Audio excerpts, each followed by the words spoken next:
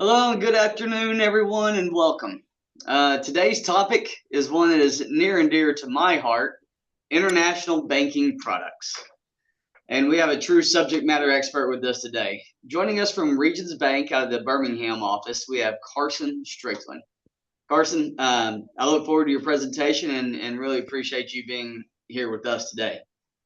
My name is Jonathan Bricker, and I'm the chair of the Arkansas District Export Council.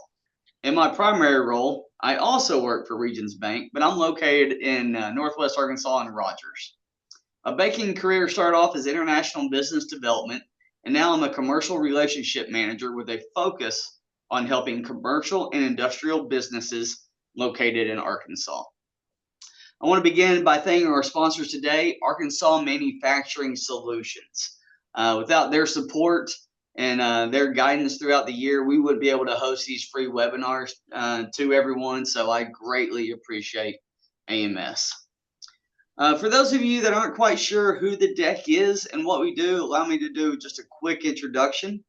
We're a private nonprofit organization that brings together experienced international business people with potential exporters. Each deck member has been appointed by the U.S. Secretary of Commerce because of their real world expertise in international trade.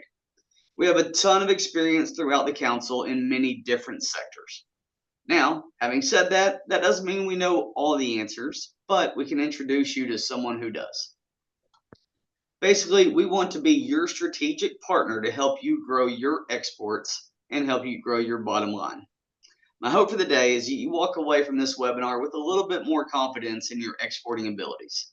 And if you have any questions throughout the webinar and you don't feel comfortable asking it here, I invite you to reach out to us on our website at exportarkansas.org, and we can have one of our members reach out to you directly. There, you can also sign up for our monthly newsletter, which is just chock full of pertinent international news and trade show opportunities. I also want to invite everyone to potentially be a sponsor at our 15th Annual Governor's Award for Excellence in Global Trade ceremony, which we are hosting Friday, October 17th. The luncheon starts with a networking reception for the Arkansas business community at Robinson Hall in Little Rock. This award recognizes the exporting success of Arkansas's manufacturing and agriculture companies that are actively training in international markets. There's typically a room full of business people, economic developers, state secretaries, and even international business college students. So feel free to reach out to us if you want to learn a little bit more.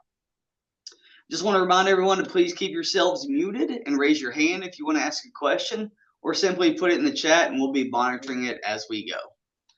I'd like to introduce everyone to the moderator today, Mr. Rudy Ortiz. Rudy is the owner of Strategic Business Services LLC, where he helps companies in a wide variety of international business and exporting needs. Rudy works alongside companies entering new markets into a U.S. and is a partner of Global Market Entry Consultants, which is a global group of experts, and they're located within 32 countries. With an MBA in international business and a certified business global professional, these are the reasons that he is our DEX Education Chair. Rudy, thanks for all your hard work on organizing this. With that, I'll turn it over to you. Jonathan, thank you so much. I really appreciate that. I'm really excited about today's webinar because of the subject matter expert that we have in Carson. He was kind enough to make a presentation for us last year, and I was really impressed with his expertise.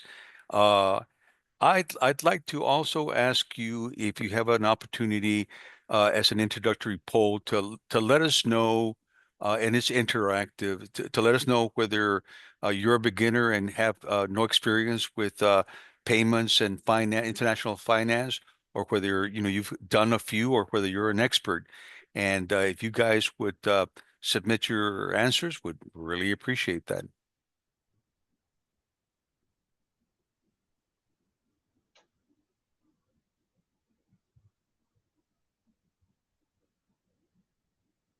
Okay, well, looks like only a few people are answering it, so that's okay. All right, well, I guess kind of 50-50, either they're beginners or they're experts. That's great to hear. Thank you so much.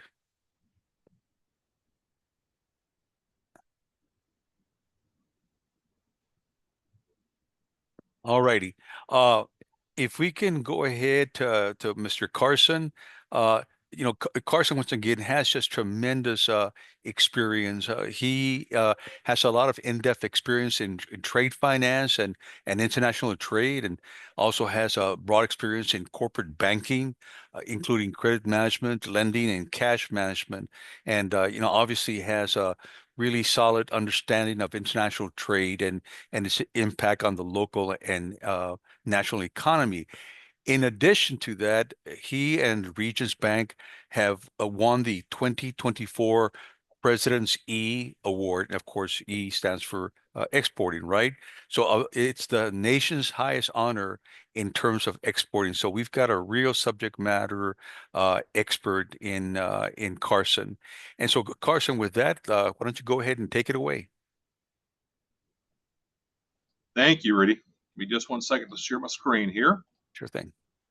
And thanks again, Jonathan, Heidi, for helping with this event today. Happy to be here.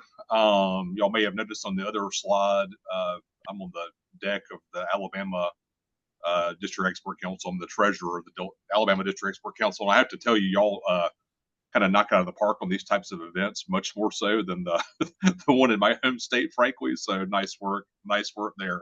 Y'all are lucky to have the leadership and thoughtfulness you guys have on the Arkansas deck. So wanted to talk today specifically about from an export perspective, sort of financing strategies for things as simple as making sure you get your money for the sales you make, to as complicated as kind of how to finance your business when it comes to international sales. I know probably a very diverse group of folks on the in the participant pool today. I will say, as a bank, where we kind of typically come in, and happy to do high level education and things of that nature. I will say where we tend to really get in the weeds with clients and with prospects are companies that are doing something kind of well domestically. They've been in business a few years. They have domestic sales. They have a product or a service that works here domestically, and they want to expand internationally. Or in other cases, companies that maybe do that, and then they maybe sell to Canada and Mexico and want to expand those sales to other countries, or wanting help on making sure they can manage risk and have access to working capital and things of that nature. And then we go all the way to the other end of the spectrum, where companies are selling really globally to many countries and want to continue to make sure they have access to liquidity, working capital, manage risk, improve margins, access to more markets, et cetera, et cetera. So, I think the bottom line is, as long as companies have a good business, sell a product, sell a service that folks want, don't be afraid to go outside of the U.S., either to add additional countries, additional buyers, or just to sort of expand outside of being a domestic only company. So what we'll talk about today, if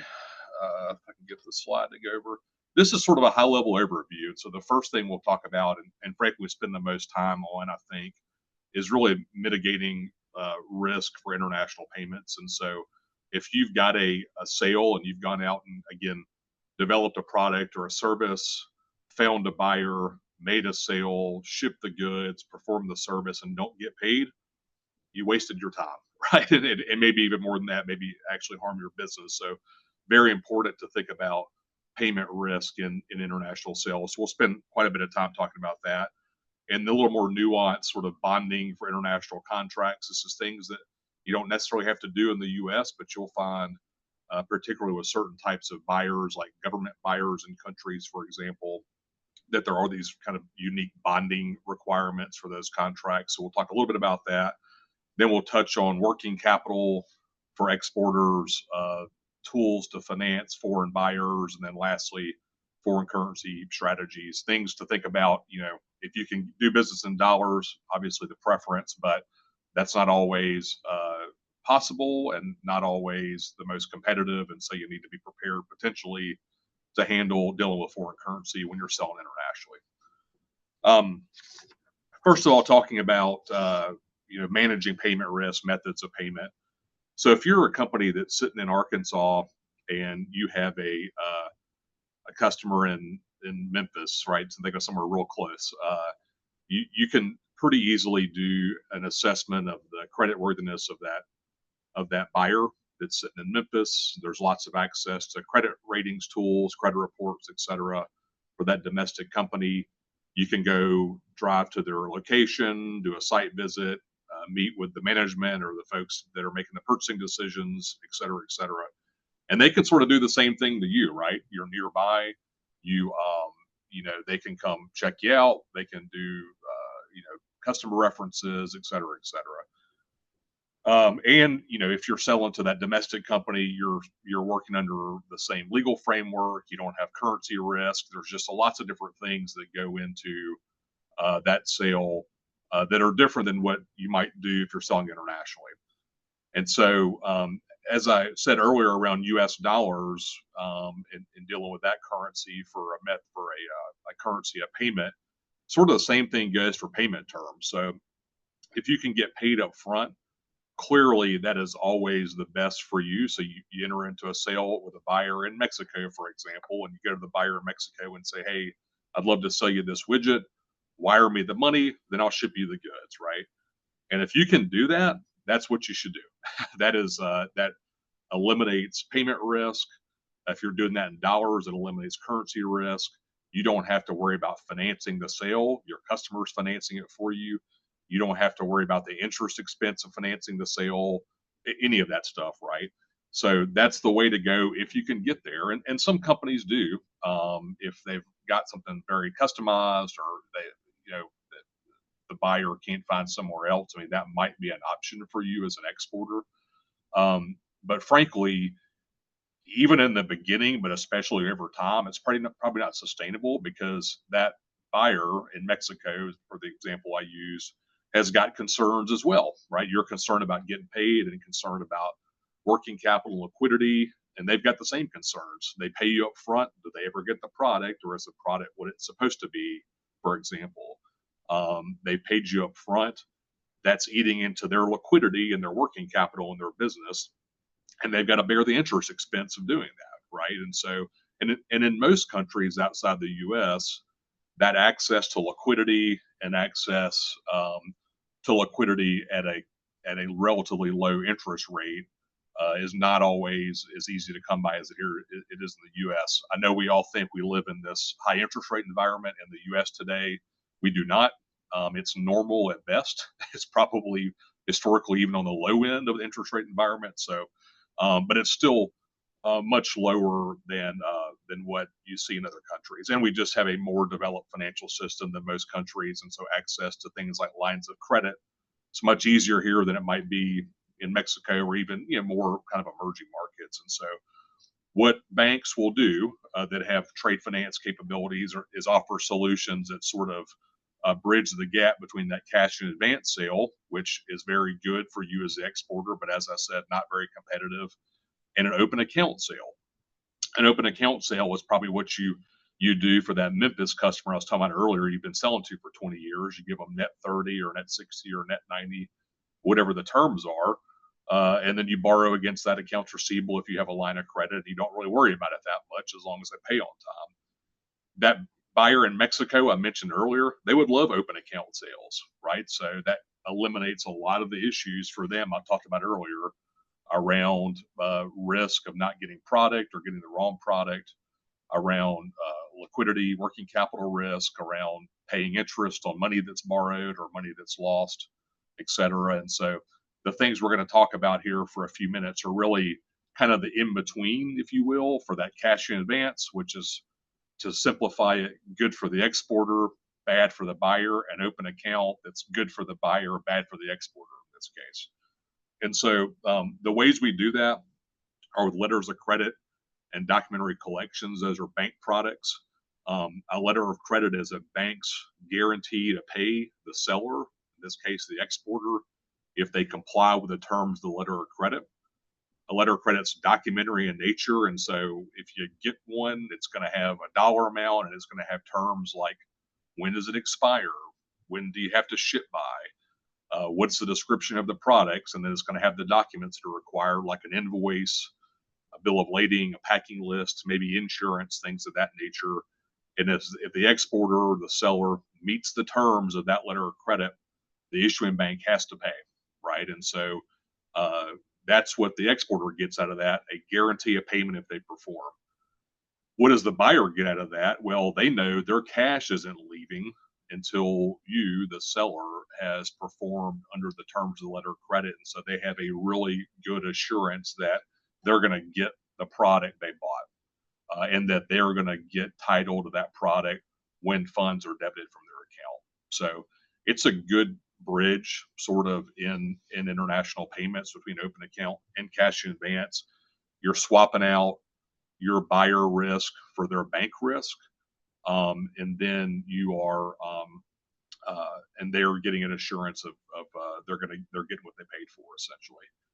Kind of the next step on that payment risk spectrum is documentary collection, and this works in a similar way as a letter of credit in that it's documentary in nature, in that if the buyer pays and money's debited from their account, they're getting title to merchandise. So they're, if you're all familiar with the term COD, used to be used back in the day, a truck would show up in your driveway and they'd have a package in the back and they would be cash on delivery. So you would get goods if you paid the driver for the goods. Documentary collection is kind of the same way, but it's the documentation that's titled to the goods that's being paid for. They're also called cash against documents, for example. So instead of COD, it's CAD. What that does for the exporter, the bank isn't guaranteeing the payment. So unlike a letter of credit where if you meet some terms, they got to pay, that doesn't happen here. Your buyer's bank's really serving as an agent for the title documents. And so there's one step away from that bank guarantee, but you still have an assurance that your customer's not going to get the goods unless they pay for the title document. So I would say collections you see frequently used in lower risk countries with long-time buyers, oftentimes for smaller dollar amounts and oftentimes for products that can be easily resold. So more commoditized products. See a lot of like lumber sales, for example. You got a $25,000 container load of lumber and it's going into a market to a buyer you've sold to for a long time. And if they happen to not pay for this shipment and take possession of the goods, you can resell that container to another buyer for probably roughly the same price you sold it to the other buyer for. And so those are the kind of sales you see very, very frequently on collections. Again, sort of lower dollar, ongoing client relationship, less risky kind of countries. LCs you'll see on all types of transactions, but especially in more emerging markets, especially with larger dollars, especially with more customized sort of goods where you would be hard pressed to resell that product to another buyer in the same country, for example. I did want to touch on a little nuance around open account sales. And so the easiest way to think about that is that sort of net 90, net 60 sort of term. You ship a product, you're giving that buyer a certain number of days to pay you for that product or for the service you performed. And you're kind of just relying on them to pay when the invoice matures. So you are taking more risk on that transaction as a seller. There is a product called trade credit insurance, however. The Export-Import Bank offers that. There are private sector providers of trade credit insurance. But essentially, you are insuring that invoice against non-payment in the event that buyer cannot pay. So if they become insolvent, there's a currency issue. If there's some reason why they can't pay, after you kind of file a claim and go through the process, the credit insurance company will pay you a percentage, usually 90 to 95% of that invoice value. And so it's a good, if you think about a company's balance sheet, if you're not using letters of credit, not using collections, not getting payment in advance, and you're giving terms to buyers because you have to be competitive, to keep your customers, to keep your margins on your sales. If you look at a balance sheet, probably a lot of the folks that are on the call today that have companies where you've got a balance sheet, accounts receivable is often one of the largest components on your balance sheet, one of the largest assets on a balance sheet. And it's often the one that's not insured. So your cash is insured by the bank or by the FDIC when it's in a bank. Your inventory is insured against loss or theft. Your building is insured against loss, but your accounts receivable oftentimes are not. And so it's something to think about. Even for domestic sales, a lot of companies use credit insurance as just a credit risk management strategy, but it is a way to give those open terms and still mitigate risk. Carson, another reason why you might want to have insurance, especially if you're selling into countries that perhaps politically are not stable at that time, there can be, political uprisings and all sorts of things that might halt the shipment or the payment, and so having that insurance to protect you, your downside is can be very, very important. Good point, Rudy. Thank you for that. And look, generally, fairly inexpensive in the scheme of things. And with the Exim Banks option I mentioned earlier, it's sort of a pay-as-you-go thing. So for companies that don't have tons of export volume or are only going to give terms to a handful of buyers or kind of new to exports, especially. I mean, even for broader use cases than that, but Exim is really kind of the no-brainer if you're a U.S. exporter because you're not paying a big upfront, and it's a fairly easy process to manage. So I did include on the bottom part of this slide, the top is sort of the view of the exporter, like what's the least risk, what's the most risk, and I would say both the payment risk and sort of the impact to cash flow. And on the importer, it's the opposite of that, right? So cash in advance is great for you, it's bad for the importer, and then you just follow that along the track there. And so again, the things that the bank will try to solve for, the things is trying to get in the middle of those two payment terms, the extremes. I will tell you, globally, if you talk about every country that trades with each other in physical goods, services are much harder to track because you don't have customs data around it is readily available. But about 15% of payments globally are on what's called a secure term. So that's a letter of credit or collection. You can track that through SWIFT. That's the kind of telecommunication system banks use to make payments and things of that nature. And so the rest are done on some mix of open account and cash in advance. But those are also, you're thinking about big box retailers buying stuff from China, for example, like they're usually going to have open terms to do that. And so the big dollar flows are often on open terms, but the small to medium sized businesses are very, very often on secure terms. And especially if you're thinking about certain countries, I mean, your emerging market kind of countries, I mean, those are more often than not on secure kind of credit terms like LCs and collections. And as it turns out, Carson, we got to ask the question, with the current geopolitical landscape, have you seen more clients looking at letters of credit, perhaps in dealing with diversifying their supply chain? Yes. And so what I would say is for buyers or for sellers that have been selling into a country for a long time under a certain type of term. So US companies selling into Europe or Canada or Mexico, you're not really seeing those terms change.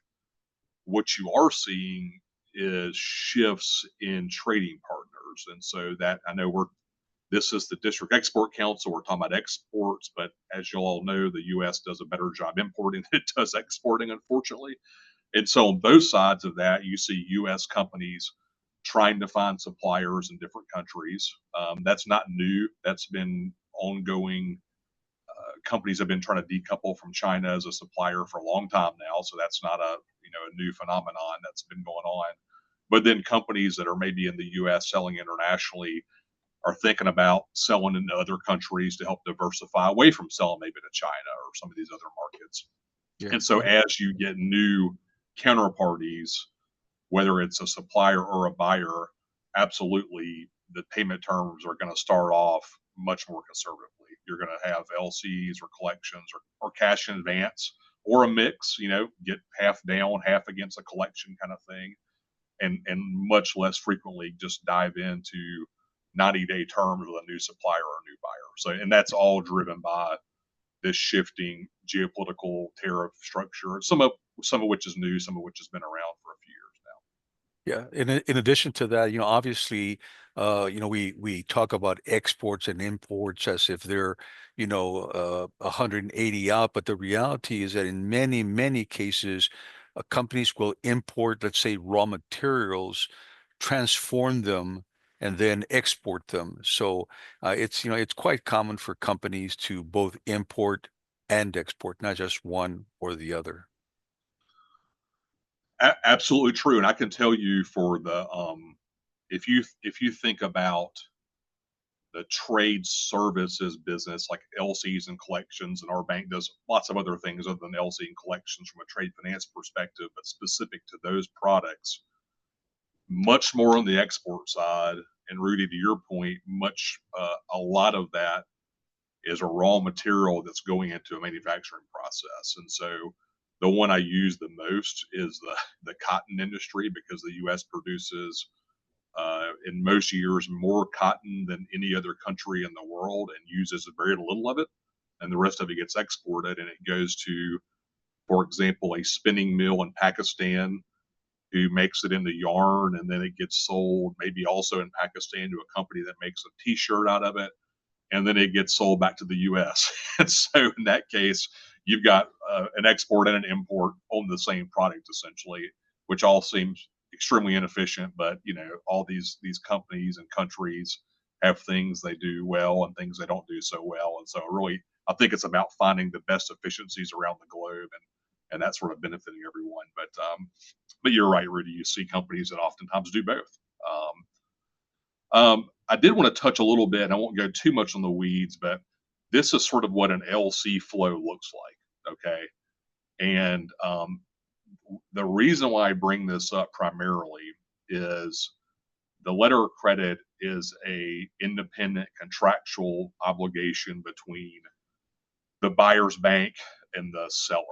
So that guarantee a payment that's based on certain conditions that are found in the letter of credit are independent of the contract you have with your customer. It should mirror the terms, like what's the dollar amount, when is it supposed to ship, what is the product, are you paying the freight, or is the buyer paying the freight, or whatever the terms are. But it's really independent, and it's also irrevocable. So if you're a buyer, now clearly, if there's issues with a customer and they're not wanting to buy a product, you try to work that out, but the letter of credit is irrevocable. And so ultimately they can't cancel it unless you agree to cancel it. And so I just wanted to touch on this page briefly because it does sort of highlight the independence of an LC and how it really operates separately from the contract you have with your customer, and also separately from the shipment of goods. It's a documentary letter of credit. Documents today are still paper by and large, believe it or not. That's shifting over time, but you have to have lots of parties agree to get on board there. And so we've done some pilots and things of that nature with true digital documents where there was no paper, but at this point they're mostly pilots, quite frankly. And so I think a true digital adoption is still a few years off, unfortunately. But they're going to be documents nevertheless. Hey, Carson, we have another question in the chat. Sure. Terrence is saying he doesn't know if commercial law of some countries allow the release of goods without presentation of the bill of lading. Are you aware of any that do allow the release of goods that maybe we need to be a little bit more cautious about? So not specific to a country. So a carrier will not release, a carrier being a container line or a bulk shipper or whatever the underlying logistics company is, vessel owner is not going to release goods without presentation of an original bill of lading. That being said, presentation of original bill of lading can mean different things. And this is, by the way, outside of the scope of what a bank does, but just being around it for a while, just kind of tell you what I know. And so there are things called telex releases, where if the shipping agent, like their office in the originating country, say you ship out of the West Coast in the US and the goods are going to China, if the agent on the West Coast has the original bill of lading, they can do what's called a telex release, where they send the agent in China a authenticated message saying, "I've got the original bill of lading. You can release it. You can release the goods to the buyer." Right. So, or there are digital bills of lading where that moves along electronically along a blockchain, and so from the shipper, maybe through banks, through seller, through buyer, back to the shipping line again for release. But in any case, the original BL is being surrendered in one way or another to clear goods. Wow, interesting. And that's Yeah, really I hadn't heard of that's that. the ship owner, because they're liable for the goods Okay. if they release it to somebody that doesn't have title to them. So it's not necessarily the country per se. It's the freight forwarder, the carrier. It's the carrier, and again, it depends on whether there's telex release allowed or if it's a paper BL versus a digital BL. But ultimately, it's being surrendered for goods to be released. Gotcha. All right. Thanks for that. Yeah, I guess if a company has concerns about that, they need to make sure that they don't provide that mechanism. That's right. I mean, I will say I've seen, with letters of credit and collections, a handful of times throughout the years, when there's, I will give you a real example. Pakistan a year and a half ago was having some currency issues, and we knew of cases where there was a letter of credit, and we maybe paid the exporter, and then the documents went to the bank, and the bank debited that importer's account and gave them the documents, and then we didn't get our money for a couple of weeks. Oh my. And which that shouldn't have been done. They couldn't get the dollars to convert, and so ultimately, seller was paid, buyer had their documents to get the merchandise. We didn't have our money, so kind of our problem. But there's a handful of time. Been doing this 26 plus years, and that was a phenomenon that lasted about 3 months. And the payments happened to us. They were just slower than usual. If it's a secure payment, and that bill of lading ends up in the hands of the buyer, the banks, they got to pay. They got to pay for the goods. So that's just kind of the bottom line. I don't think I'll go through every one of these pages, but I know y'all get these materials after the fact. But this is really just sort of the benefits of, again, of LC's collections and managing risk in providing for, access to financing, things of that nature. The two things I didn't talk about earlier that I do want to touch on quickly, though. So letters of credit are just not a way to manage payment risk, and then sort of manage the risk on the buyer side of them, kind of the whole issue around, my account got debited, am I getting title to the merchandise, sort of that issue that they'll have a concern around. But it can actually be a way to extend terms to that buyer. And so a trade letter of credit can be, it has an underlying, tenor, if you will, payment term within the letter of credit. And that can be what's called at sight, which means, issuing bank gets documents, issuing bank pays right away, or they can be payable at a later date. And so, for example, instead of being payable at sight, that letter of credit is payable at 90 days after shipment. Okay. So the bank, your customer's bank, is still on the hook to pay it 90 days after shipment, but your customer does not have to relinquish funds until that 90-day period is up. So it's kind of back to that open account, giving them 90 days to pay, but you have a bank guarantee of payment for that 90-day term. This is referred to as a deferred payment or a banker's acceptance. Now, if you're the exporter, you may say, why in the heck would I do that? And the reason why is that, A, you may have just made a sale that you couldn't have otherwise because you were willing to give terms. B, you managed payment risk because the issuing bank still has to pay at day 90. And C, if your bank has credit limits for that issuing bank, they may pay you day one at a discount. And the discount is going to be at a very competitive rate, typically, that you can often pass along to your buyer. And so it's just an efficient financing tool and a way to manage risk and a way for your customer to get a longer time to pay for Yeah, and I really want to emphasize what Carson is saying here. I mean, obviously, if you can get cash up front, obviously that's the better way to go. But from a practical perspective, 50% of the time at least, that's not really going to work for you because there are competitors out there who are willing to provide, terms and things like that. And so, I mean, this is really kind of almost the best of all worlds. You're protecting your downside. You're providing terms effectively. You're providing terms to the buyer, and yet the bank is on the hook. I mean, it's almost like what's not to like. Yep, I agree. And Carson, I use the example all the time when I'm in front of my clients is, yeah, cash in advance is fantastic, but your customer may want to double their order, but they still need their working capital funds as well. So if you accept a letter of credit, then they may actually order even more from you, um, you know, at a Right. time going forward. So And some of that goes back. I was talking earlier about interest rates and things of that nature, and we don't. I mean, the U.S. and again, I know I'm kind of tongue in cheek. People talking about high rates we have today because we had zero rates for so long, but our rates are still very low. And from a global perspective, if you think about a company that's in a country that has what would frankly be sort of crippling interest rates like 20, 25, 30%, Yeah. if they're Brazil. having their What yeah, happened?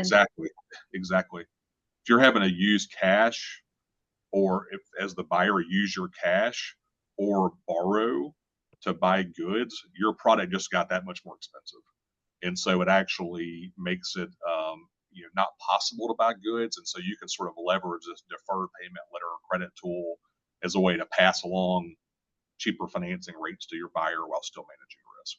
Yeah, and you were talking about the interest rates. I'm an old guy, so I've been around for a while. The historical, and it's just a slightly different, but the historical mortgage rates in the United States over the last 100 years is 7.33. That's the historical, right? And whereas if you look at countries like Brazil. I mean, as long as I can remember, they've been at 35%. So, I mean, a vast difference. I mean, we got it good, man. I agree. It seems shocking because for 12 to 14 years, with except for some blips here and there, we were in essentially a zero rate environment. So anything more than that seems like a lot. But for across U.S. history and particularly globally, with the exception of like a Japan that's been at zero rates for a long time because they're in a deflationary environment. We're still one of the lowest cost of borrowing in the world. So Yeah. point is you can leverage that as an exporter. You can leverage access to less expensive liquidity and working capital to sell more. Yeah, and it's highly unlikely that we're gonna ever get down to the road to the race that we were just 5, 6, 7 years ago, because the demographic dynamics that drove that just don't exist anymore, and probably won't for a very long time. Mm-hmm. I did want to touch real quickly. I skipped the collections. I think it's pretty self-explanatory. You send documents to the buyer's bank, and your buyer doesn't get the documents unless they pay for them. So it's a very basic, very inexpensive, simple way to make a sale for the right kind of customers and the right kind of product. Credit insurance, to your buyer, with the exception of you maybe having to ask for financial information if the credit insurance company requires it and they can't get access to it. It's an open account sale. Like they're not really doing anything differently. So it's good from a buyer perspective. The thing I do want to touch on is it's not 100% coverage, 85 to 95. It's never 100%. It can be higher. Like Exum has small business policies that are 95%. Private sector is usually 85 to 90%, but it doesn't protect against like contract disputes or cancellations. And so if they get a box and they say, well, these widgets are red and I order blue, then that turns into a whole thing where that's got to be resolved before a claim can be filed, and it doesn't cover cancellation. So I mentioned earlier, letters of credit are irrevocable. if before shipment your buyer cancels the contract because they don't want the product anymore, insurance isn't going to help you there. It's really just, is the buyer unable to pay? And to Rudy's point earlier, that could be a political issue. They can't pay because they can't get currency, or they went out of business, or whatever, right? But it's an inability to pay and not an unwillingness to pay. But it's still a great tool for the right situations to use to manage credit risk.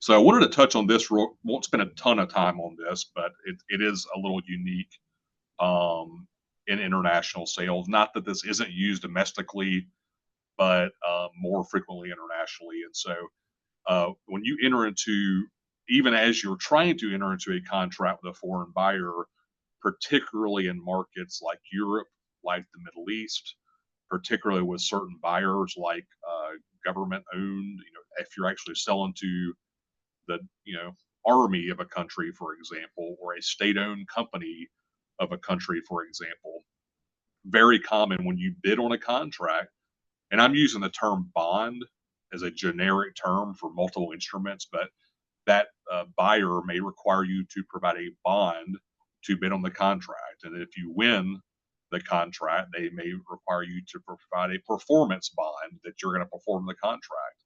And if they pay you milestone payments or pay you an advance payment, they may require an advance payment bond for the contract. And then at the end, there may be a warranty bond or a retainage bond for sort of the last payment, so that if your stuff breaks in a year, they can get their money back. And I bring this up because in the U.S., a lot of times this is done with surety through insurance companies, surety bonds. If you've ever worked with contractors before, it's a very common tool in the U.S., although standby LCs, for example, which I'm about to talk about in a second, are also used in the U.S. extensively. But internationally, you don't really see surety bonds. You're seeing these buyers require either standby letters of credit or local bank guarantees, which U.S. banks don't issue. Like, we'll go to a local correspondent and have the bank guarantee issued. But this is, and that just depends on the part of the world. So the Americas will be LCs, Asia will be bank guarantees and LCs, Middle East, Europe, Africa is usually a bank guarantee. It's just different customs in different countries. But if you see these terms in RFPs, for example, for international contracts, or if you do win a contract, the contract terminology mentions a performance bond, for example, or an advance payment bond, this is what it's talking about. And so this will be a letter of credit at your bank, and ultimately maybe a bank guarantee. But look, it could tie up cash, could tie up working capital availability. They cost money, so you start seeing this stuff in a contract or a request for a proposal. Go talk to your banker, whoever that might be, assuming they have a trade group that does this sort of thing, to kind of work through that and see what's going to go into winning that contract and performing under that contract.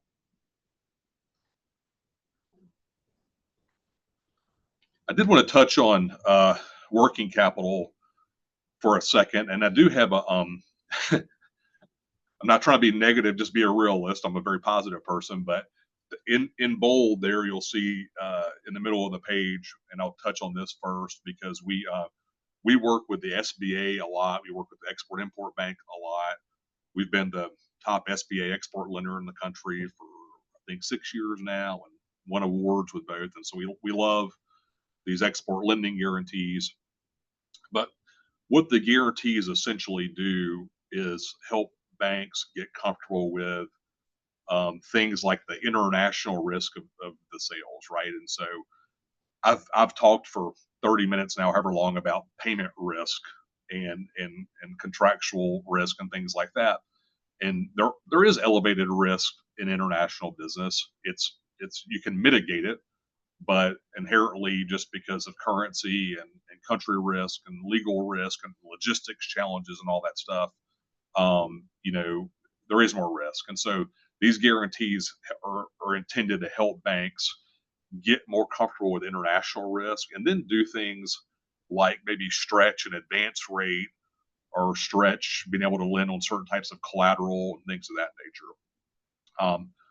So back to my first comment, if you're a company that does something well domestically, or sells into a country or two, and you're wanting to expand all that, you're profitable and positive tangible net worth and all that sort of stuff, right? You've got a couple years of historical cash flow or more to underwrite to. That's kind of what these products exist for.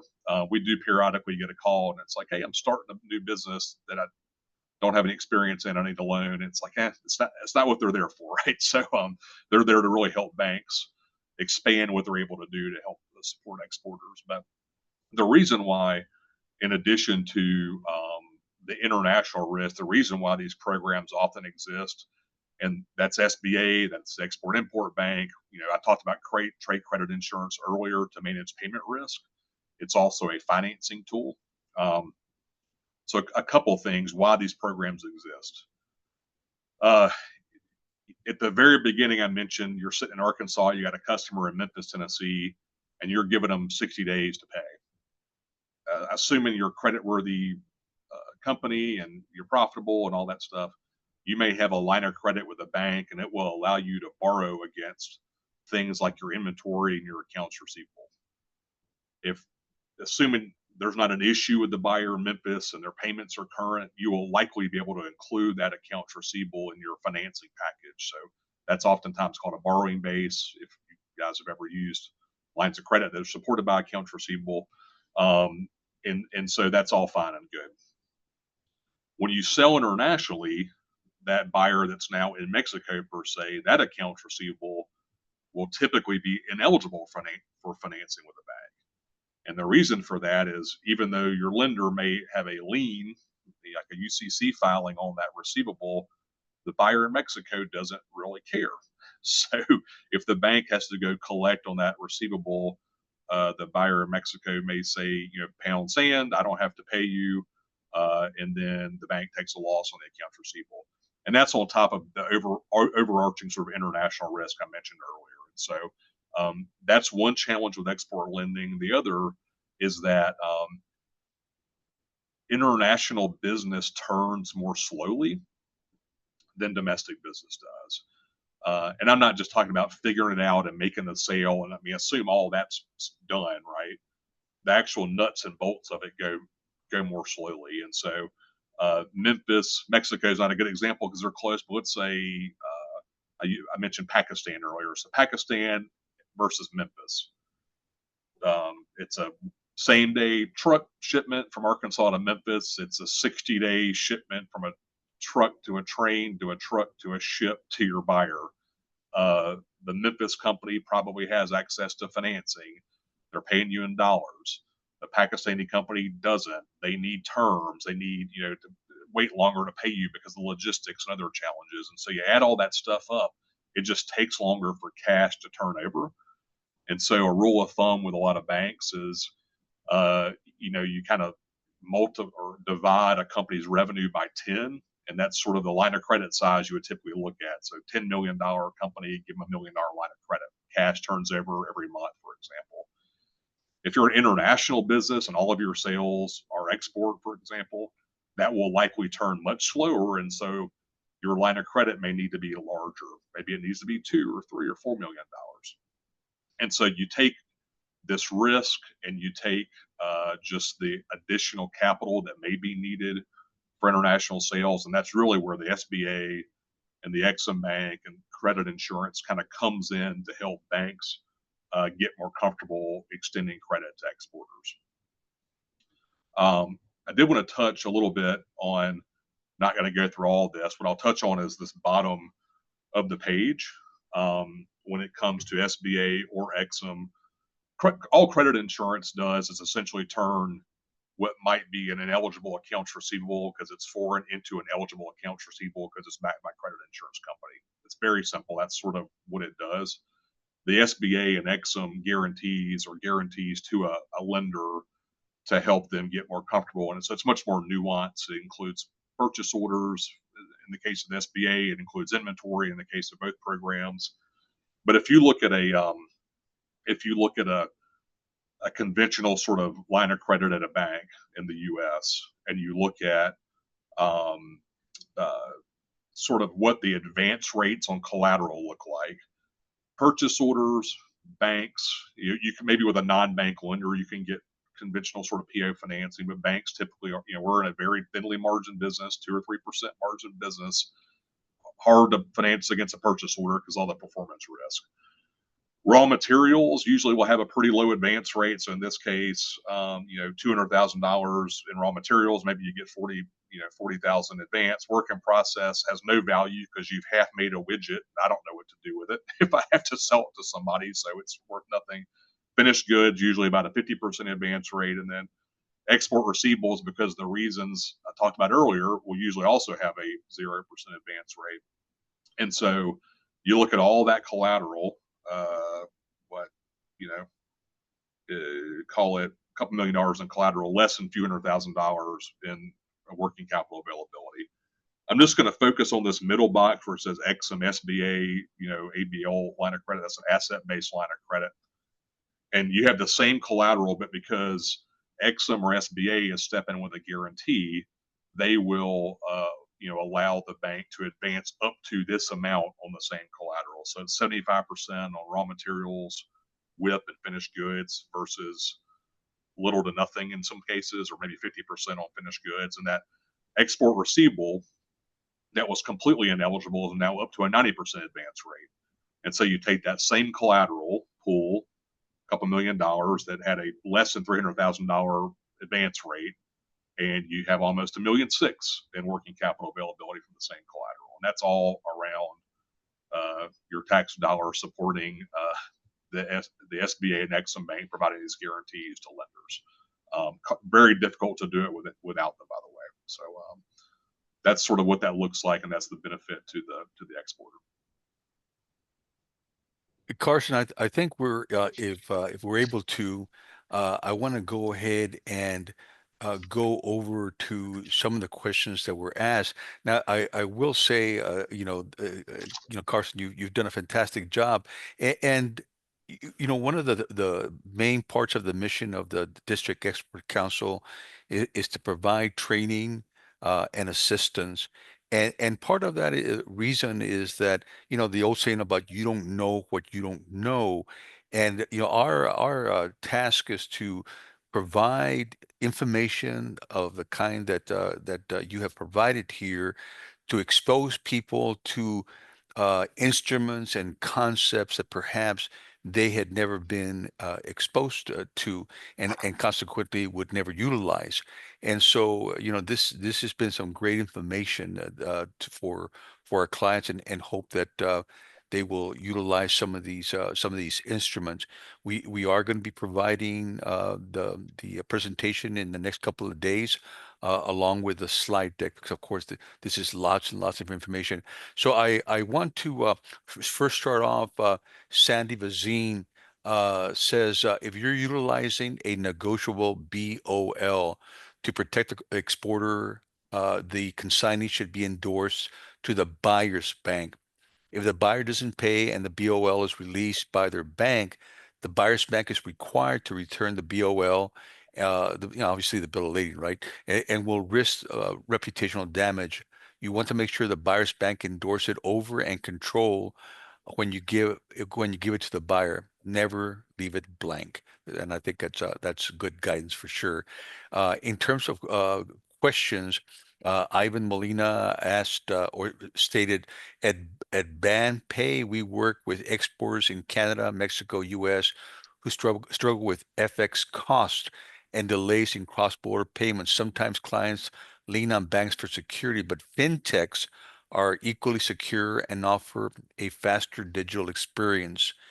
From your perspective, and I'm sure that he's asking this to Carson and maybe to myself, how can fintechs better show exporters the value we bring in control and predictability? I don't have an answer for that. Carson, you want to take a shot at that?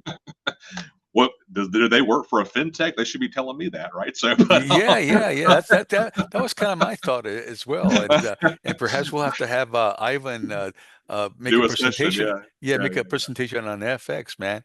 So we'll take that up at some other point. But I The will say on FX real quick, Rudy. So we're Yes, sir. fortunate. U.S. companies are fortunate in that as a seller, you usually get to work in dollars. And I would say if you don't work in dollars, it's because of a requirement of the contract or to be more competitive and find a way to improve margin and make sales, right? So, but you do.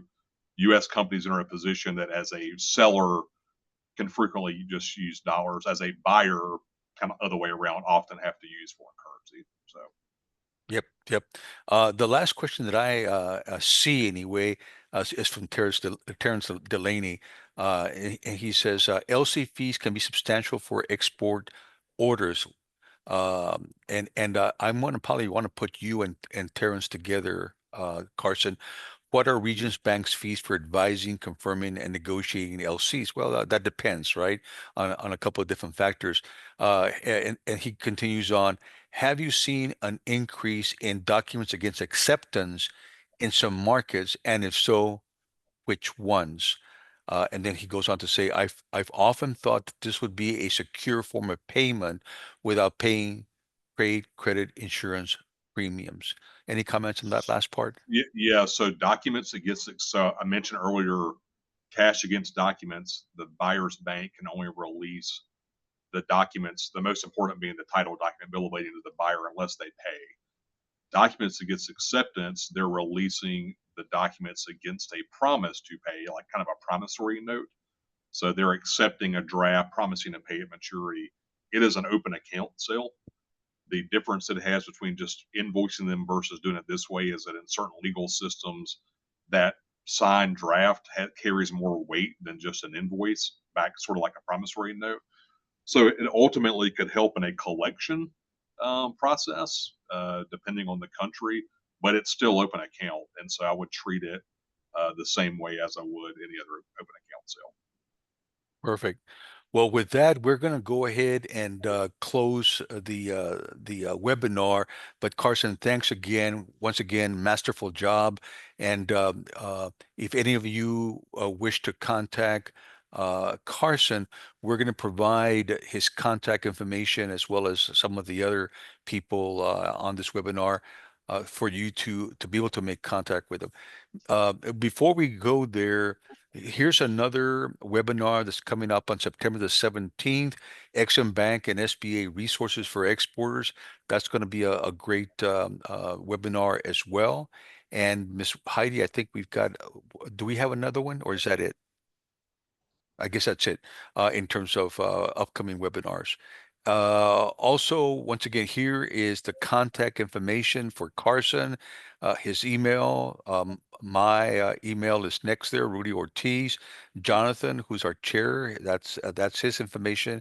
And if you have any other kind of questions that pertain to the deck or services that we provide, Miss Heidi is our coordinator, and you can contact her there.